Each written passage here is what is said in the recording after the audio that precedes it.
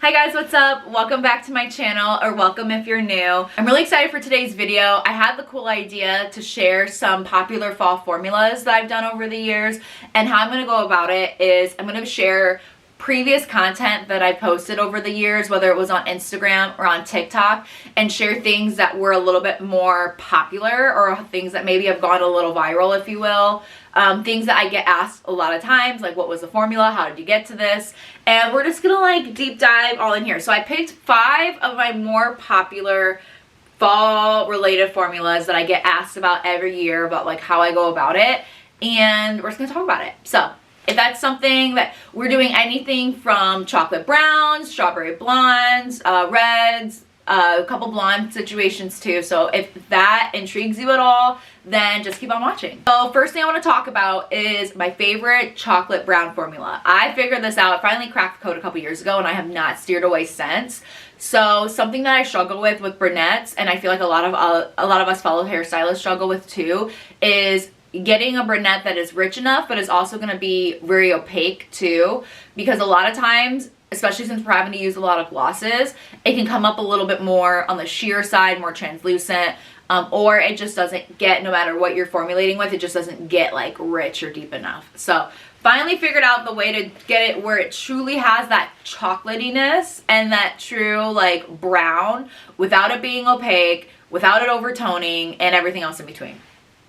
So if we're looking at, if we're looking at someone that's maybe a little bit more of a level 3 or a level 4, and we're doing some form of chocolate type of balayage, that's kind of what I'm kind of like gearing here towards, is someone that's naturally got really dark hair, right?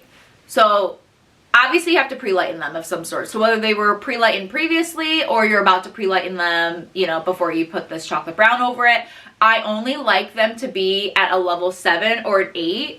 6 can be a little too warm, so it might reject the like richness of the brown, but level 9 and a level 10 is going to be way too bright. You're going to have to fill them a couple levels back down. You're going to have to, if they are already at a level 9 or a level 10, they're going to need to be pre-filled before this to a level 7.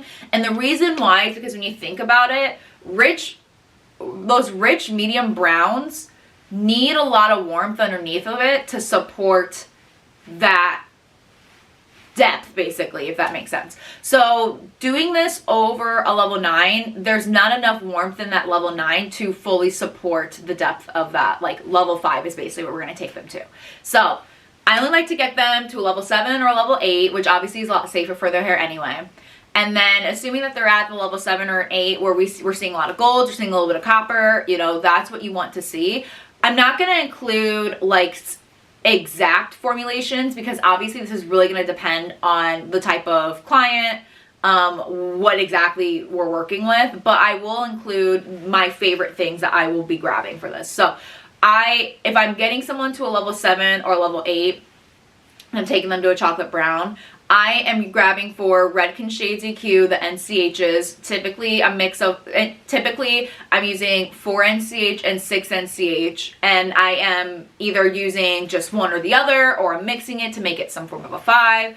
And then another thing I'm using is from Redken Shades EQ as well. They're copper browns. Used to use a lot of 5 CB, but they've discontinued that, so I'm grabbing either 4 CB or 6 CB.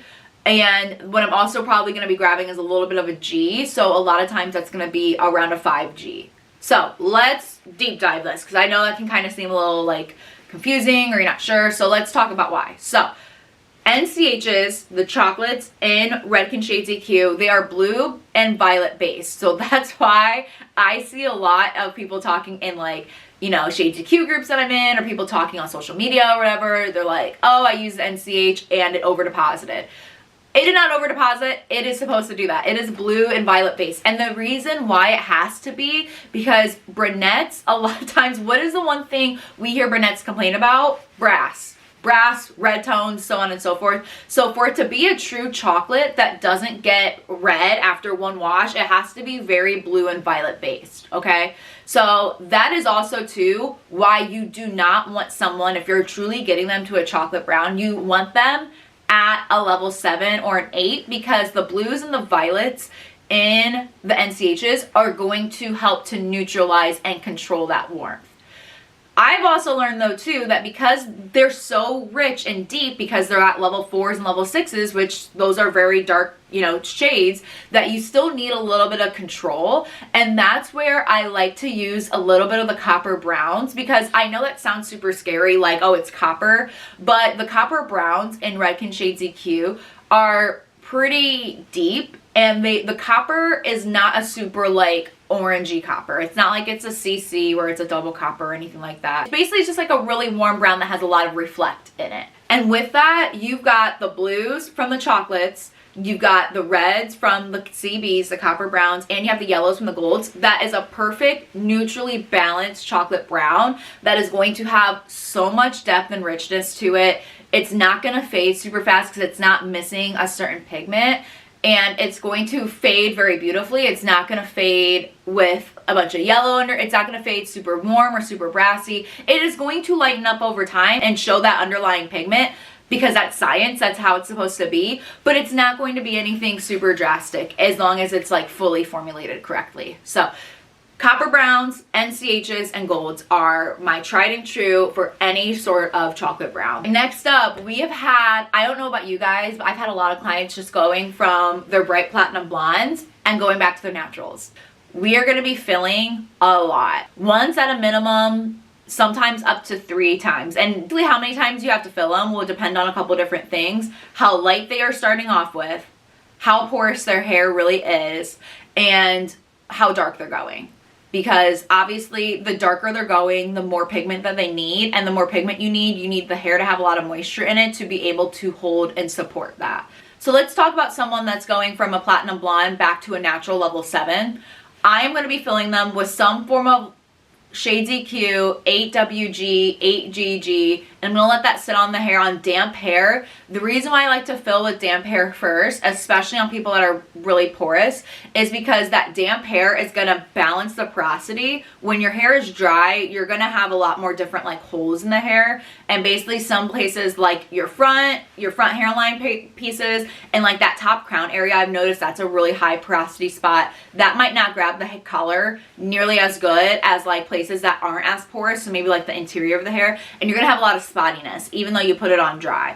And then what can happen too then when you put it on dry is some spots are going to overtone and make it too orange, and then you're going to be like neutralizing in your formula. So it's just easier across the bat if you get them. What I like to do first is I like to shampoo them really quick in case if they have any like impurities, dirt, oils in the hair. Towel dry them really well, and then I will spray Oligo's porosity equalizer. I will spray that on first as like another even canvas. You can also probably use some form of like leave-in conditioner or something like that, but I love using something that's literally made for moments just like this. So any type of pH balancer, it'll be a good time to put this on the hair first.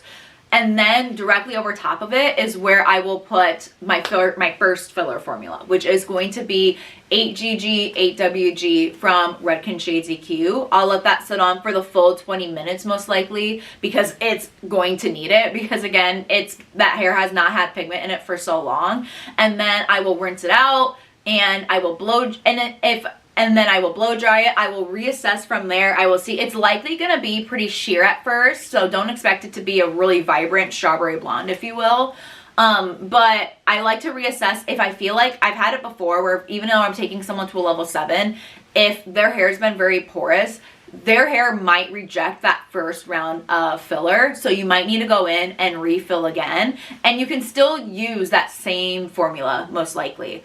So I'll reassess, I'll see, and so I'll assess the situation. I'll see how balanced does their formula look. If I feel like we're all good to go, then I'm going to go in and use L'Oreal Dia Color. I love Dia Color. It's alkaline based. I like using alkaline color when I'm doing some form of all over color because it's just going to be a little bit more opaque. With that then, some of my favorite level 7s from L'Oreal Dia Color to do this with is 7N and 7NB. The NBs in Dia Color are different than the NBs in Redken Shades EQ. The NBs are red based in Shades EQ, but the NBs are blue based in Dia Color. She did just put a lot of warmth in the hair, even though they maybe want to be more of a neutral type of, or more of a neutrally beige. It's not, you normally don't have to worry about things pulling too warm, if that makes sense. That's if someone's going from a level 9 down to like a natural level 7, maybe a level 6. If you're taking someone down to like a more of a true brunette, like level 5 or level 4, you gotta take them from that level 8 gold. You gotta take them down to at least like a really, really red level 6. Like you kind of want to basically take them like copper, essentially. That level 5, level 4, that rich dark brown needs a lot of warmth in it. You can also too just layer without rinsing it out. You can layer a level 6 on top of a level 8 toner. I've done that before if the hair is like really porous and compromised. Typically what I like to do, just so I can watch it the best and I know that there's nothing like underneath of it, I like to, without like blow drying them or anything, I'll like to just rinse it out, towel dry them really well, and then just apply the filler over top of it. But it is an option to layer it. So if you've heard anything about layering it, I have done that before and there's nothing wrong with it. My favorite level 6 filler formulas then is 6AA from Shades EQ is great. And guess what? They make 6WG and they make 6GG as well. But I like the AAs because you need, while the WG and the GG is still good because it's a darker, more intense layer of gold, you need, at this point at a level 6, you also need copper in it as well. So I don't necessarily like to go in with a straight C, a straight copper, because for a couple reasons. One, I feel like a lot of times it's too fluorescent of an orange or a copper that I feel like it either rejects it and it doesn't fully like grab the orange, or it over deposits it if it's not super porous. And then, like I said, then your formula just is gonna be a bunch of neutralization, and that's obviously not what you want to. So I feel like the 6AA, the Auburn Accents from Shades EQ is great for that. I also love the gold coppers from Oligo Calura Gloss for this, and they make copper gold. So I love the 6KG and the 6GKs from Oligo Calura Gloss for the same thing. So now for my strawberry blonde. So this strawberry blonde, it blew up on TikTok 2 years ago, and it still blows up every year around this point to this day. And I did a breaking down the formula of it too, but I wanted to break it down again. So this is someone that's starting at a platinum level 9. I have my phone up because thank goodness I wrote the formula down forever ago. And so I'm just going to kind of read off of it now. But you are going through and you're doing a shadow. You don't necessarily need to fill them because basically you're going to be kind of like filling in the strawberry blonde formula. You're not taking them too dark. Now, if you're taking them from a blonde to like more of a true copper or an auburn, that's a whole different story. But if we're taking them truly to a strawberry blonde, what I love Redken Shades EQ for this as well because they just have so many color options. So I love 9CR, 8WG, 8GG. Like I said, those are like colors I keep in my arsenal all the time. I also love the violet roses, and the reason why is because the violet roses really are like a true kind of like more pink. The violet just kind of helps to give it a little more control so it doesn't make it too like orangey. It's kind of nice because the 8WG is again like a warm, slightly copper based gold, right? Same thing with the GG. It's obviously got a lot of gold in it. The strawberry blondes, you just want to make sure have like, you want to see it at more of like a level 8. And it just needs to have that perfect balance of gold, a little bit of copper, and like a violet pink basically. And then I also love 9AA for this as well because the 9AA is an auburn accent too from Redken Shades EQ, and the AAs are good because it's just like a real diluted like drop basically of auburn that can just really help to like balance and get out a little bit more like warmth to the hair without it like overtoning it overly copper. So the AA is good for control. The WGs and the GGs are the gold that it needs to like strawberry it down essentially. And then the violet roses, the violet rose is that nice controlled pink basically. Strawberry beige. So I see a lot of discourse in the comments being like, strawberry beige is strawberry blonde. Okay, so here's the thing. One, people are gonna have names for everything, and so you're gonna have to interpret things all over.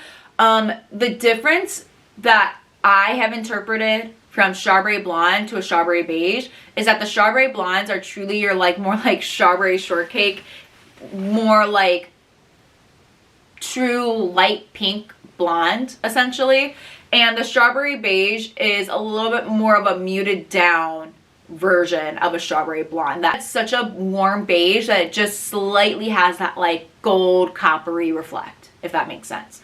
So that can even be, if a client is unsure, that can even be something that you kind of like help to differentiate with them for. They truly do want to see like more strawberry tones. That's going to be more strawberry blonde. If they more so just want it to be so warm that it kind of can like give a little bit more of like a lighter diluted coppery vibe, that's where a strawberry beige might be a little bit more, like a little bit more of an option for them.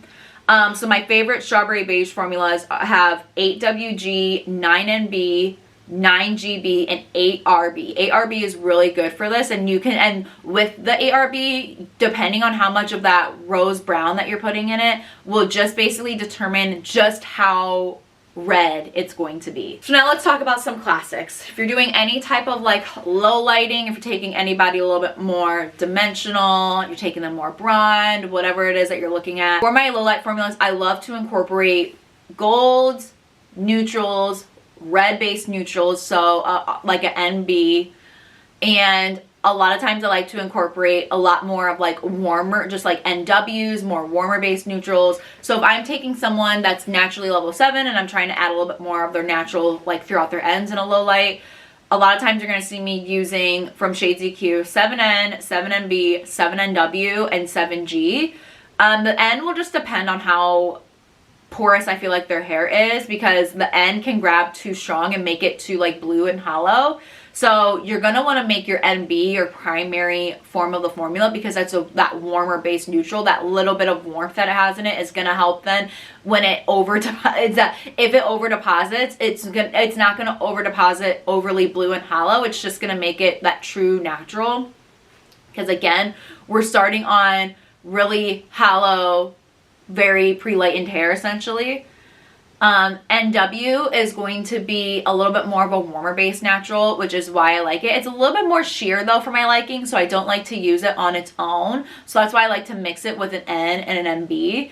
And then 7G is a classic, just your true gold that you're just going to need just in basic color theory. You're going to need that gold to help be the middleman between that like pale yellow and the more like basically blues that you're putting back into the hair. And I do a lot of different types of bronze formulas, but my favorite ones are from Oligo. I love using either an 8GI or a 7GI with that. I love using just a standard gold depending on what canvas I'm starting off with. So again, like for a fall tone, if you're taking someone from a blonde back to a bronze or to a bronze, I'm typically using a little bit of gold to kind of help fill it.